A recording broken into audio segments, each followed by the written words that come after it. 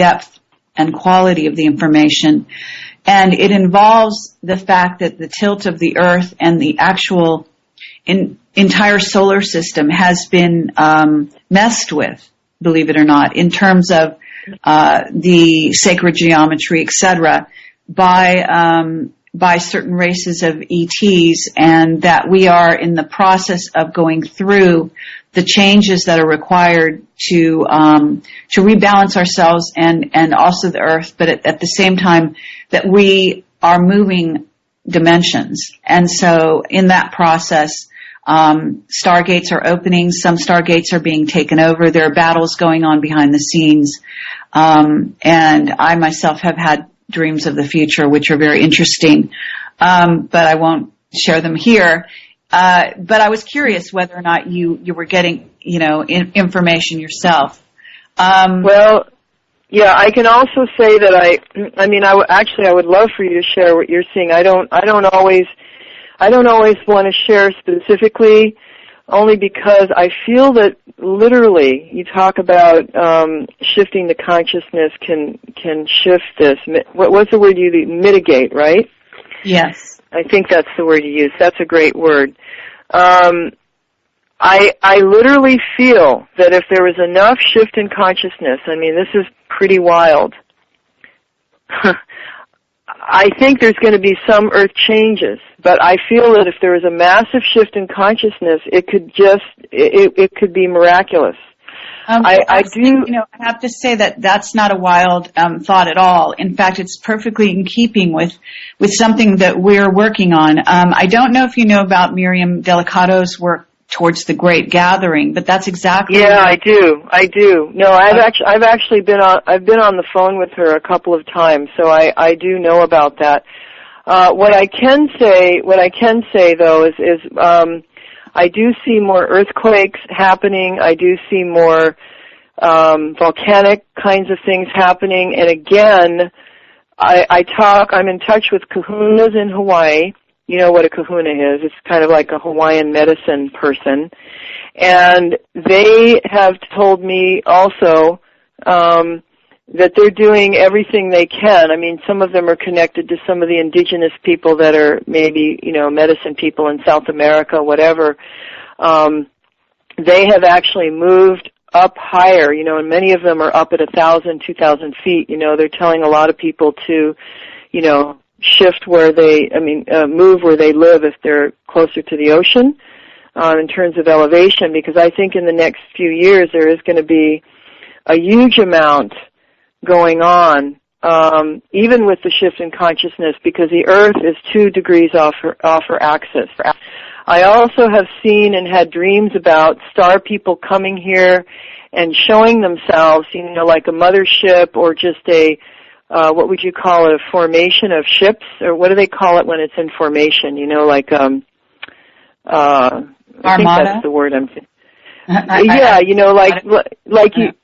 you look up in the sky and you see hundreds of spaceships that are in a formation or like a particular pattern. I see in the next year that there will be starships all over, seen in the skies, and maybe even landing here eventually, and that they will be benevolent, loving, kind, supportive beings that are coming here to share their information, to help heal and shift the consciousness. And truthfully, we would be in better shape if they were in charge right now, which I think on some level they are. That has been actually my prayer, truthfully, that we have a more advanced race and civilization come here and, show everybody what's up, as the surfers would say. Just to come here and set an example, show I appreciate what you're saying. However, I think there's a dark side to that. And, I don't necessarily want to go down that road too far, but I do want to caution you, because I've also gotten information that there will be what we call kind of like a false flag alien invasion scenario in which there will be people that think they're being rescued by ships that are not from the positive side of things. Okay. And I certainly wasn't talking about that, Carrie. I mean, that's not something that I would want to be a part of. And I'm sure there's been, I feel there's probably been a war between the more negative, dark ETs, reptilians, and then some of these higher, more advanced races. I have a feeling that maybe they're both trying to, one's trying to control the Earth and the humans, and the other one's maybe trying to do the opposite. In a nutshell, I don't know, I could be wrong. I don't know maybe as much, I'm not as into sort of the ET thing as you are probably, but I feel the benevolent, advanced, loving, kind, higher consciousness race has kept this planet from blowing itself up. So what I envision... We do have some evidence of that, actually. Okay, so I could be wrong. I don't know everything there is to know, but my vision would be is that this higher, loving race of light warriors, I use that word, light warriors, light workers, light beings would be the ones that would set the example, not the darker ones. And that you would be able to tell the difference. You would feel it in your heart, and you would feel it in your solar plexus, like a radar. Yes, and that comes right back to what work you are doing as a healer to help people awaken Kundalini energy and also to become, one with understanding their own heart and getting into a balanced, healthy sensibility, because health, meaning not just mental health, but physical health as well, will have everything to do with the way a person's spirit is able to perceive negative and positive energies. Exactly. And we should be at a point in our evolution, and I'm not saying that all of us are. One of the reasons that I share these gifts and work to educate people as a teacher, as an educator, is so that we can find ways to open up, activate, if you will, the chakras so we can determine how to discern. The word discernment is an important word. And so learning to open up, activate, and feel, okay, yes, I feel this in my heart. Yes, I feel this in my solar plexus.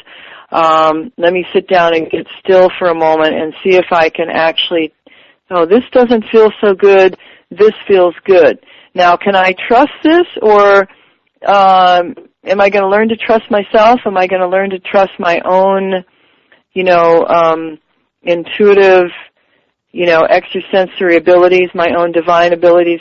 Ultimately, I think it comes down to the higher self, and learning who we are and how to trust and getting familiar with who we are. I mean, many of us don't really know the breadth of who we are. And so, we're physical beings or spiritual beings living a human existence. We need to find a way to integrate all of this, right?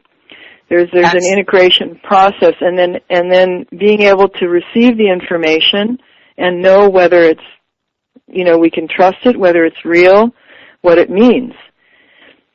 So it's a learning curve, right? Absolutely, I agree. And maybe because we're drawing near to the end of the program here, and I wonder if you could touch on just any specific areas that you haven't already spoken about, and also perhaps you could wind up with a use of your voice in whatever healing mode that you feel comfortable with. So we have enough time to do both those things if you would be willing. Okay. What I would like to do, with your permission, there's a couple of things I wanted to mention before we go there. I've been having dreams about condors. You know those really big birds in South America? Okay, good. I'm having dreams about that, so I'm kind of putting that out, and I'm not sure why I was told to mention it. I feel like they're vehicles for me, or they're telling me something, or there's something deeper that's going on with that. and I don't know if it means that I'm going to be invited to South America. I'm also getting some stuff about sharing my information